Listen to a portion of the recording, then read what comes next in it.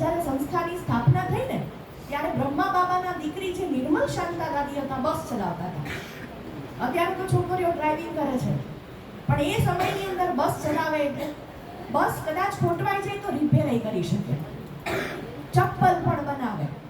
Duty આપણે રાત્રે ત્યાં તો માઉન્ટ આબુની અંદર તો બધી સિક્યુરિટી હોય ને, તો રાત્રે સિક્યુરિટી માટે ભાઈઓ નહીં બહેનોને નિમિત્ત બનાવી, એને જાગીને બીજા બધા જે ઊંઘેલા હોય એની સિક્યોરિટી કરવાની.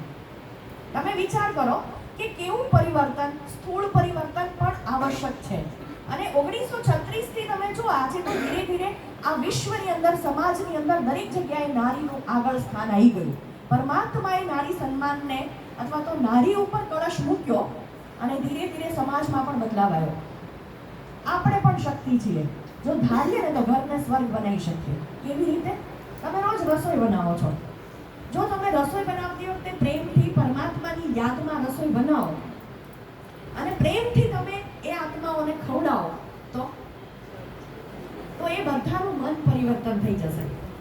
તમારા મનમાં જે એના માટે ઉદ્વેગ હોય છે, ક્રોધ હોય છે, આપણા મનની અંદર આપણે ન કહી શકતી વાતો આપણે મોઢે નથી કહી શકતા, પણ તમે જો એને સંકલ્પોથી ભોજન દ્વારા એ વાત તમે એ જે પણ સદસ્યની સાથે થયું હોય તમે એમને ભોજન દ્વારા ખવડાવી દો, ઓટોમેટિક એ આત્માનું પરિવર્તન થઈ જાય.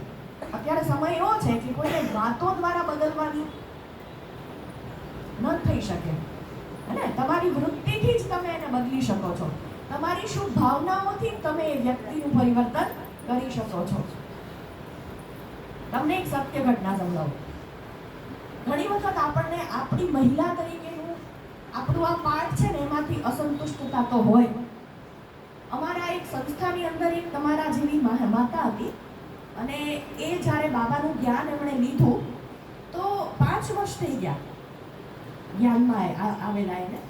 તો એમના મનની અંદર એટલો પ્રશ્ન હતો અને એમને થાય કે આ કેવું જીવન મને પસંદ, પરમાત્માનો આટલો યોગ કરું છું, આટલું યોગદાન આપું છું આ બધા મારા પરિવારના અને સદસ્યોને, પણ કોઈ બદલાવ કેમ નથી આવતો. એક વખત માઉન્ટ આબુમાં ગયા અને ત્યાં અમારા એક ભાઈ છે હિતેશ છાબડા કરીને, તો એમને એના પ્રશ્નો જે 2-4 હતા એની અમે રજૂ કર્યા અને પછી કહ્યું કે મારે છે ને મારા પૂર્વજન્મ, આપણે તો શું આત્માઓ છીએ, આત્મા અવિનાશી સત્તા છે અને આત્મા સ્ત્રી પણ નથી, આત્મા પુરુષ પણ નથી. આપણે એક જન્મ સ્ત્રીના રૂપમાં લઈએ છીએ તો એક જન્મ પુરુષના રૂપમાં લઈએ છીએ. પછી કર્મો ઉપર આધારિત છે, કદાચ આપણે 2 થી 3 વખત સ્ત્રી પુરુષ બનીએ, પણ પાછું તો નેચરલ જે ઈશ્વરીય કાયદો છે, ઈશ્વરીય કાયદા પ્રમાણે તો બધું પરિવર્તનશીલ છે. આપણું નામ બદલાઈ જાય, આપણું આ રૂપય બદલાઈ જાય દરેક જન્મમાં, આપણા માતા પિતા બદલાઈ જાય, આપણા સંબંધોય બદલાઈ જાય, આપણા રોલ એટલે આ જન્મમાં હું બ્રહ્માકુમારી છું, કોઈ ટીચર છે, કોઈ ગૃહિણી છે, કોઈ ખેતરની અંદર ખેડૂત છે, દરેક જન્મમાં એનો એ પાર્ટ નથી હોતો. દરેક જન્મમાં આપણા પાર્ટ પણ બદલાતા હોય છે અને આપણા રોલ, આપણા ડેઝિગ્નેશન, આપણા ધંધા તો બધું જ બદલાઈ જાય છે. તો આ જ્ઞાન અમને પરમાત્મા દ્વારા મળેલું જ છે અને આપણે આત્મા 84 જન્મ લઈએ છીએ. એક સૃષ્ટિના 5000 વર્ષની અંદર આત્મા 84 જન્મ લે છે. પછી જ્યારે એકદમ થાકી જાય, બેટરી ડિસ્ચાર્જ થઈ જાય એટલે 5000 વર્ષ પછી પરમાત્મા આવીને વિશ્વની બધી જ આત્માઓને એક સાથે પરમધામમાં લઈ જાય.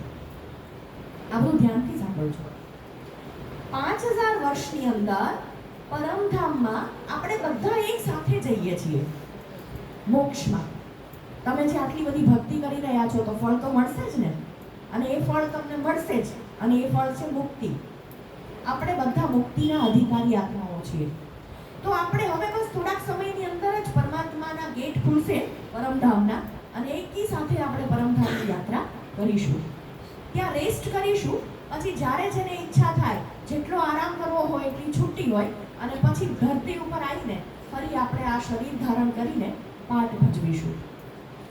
84 જન્મ લો, 50 જન્મ લો, 10 જન્મ લો, 5 જન્મ લો, એ તમારી પોતાની સ્વ ઈચ્છા, તમારી આત્માની પોતાની જેવી કેપેસિટી. આ અમને ભગવાન જ્ઞાન આપે છે.